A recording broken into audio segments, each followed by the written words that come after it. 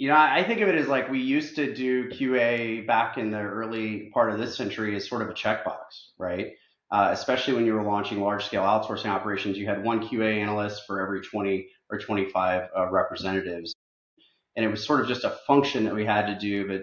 But back in those days, I recall very distinctly that it felt more like a chore and it felt more like something that we weren't ever really taking and translating to customer outcomes. It was about like it was all internal to support. So it was like it was basically in just looking inward versus looking outward to what the customer needed. No, I mean, same thing. I was just going to say it's growing up with us through this CX industry to a certain degree. We do it or we did it a certain way because it was ingrained with us, as Mark said, as an essential toolkit.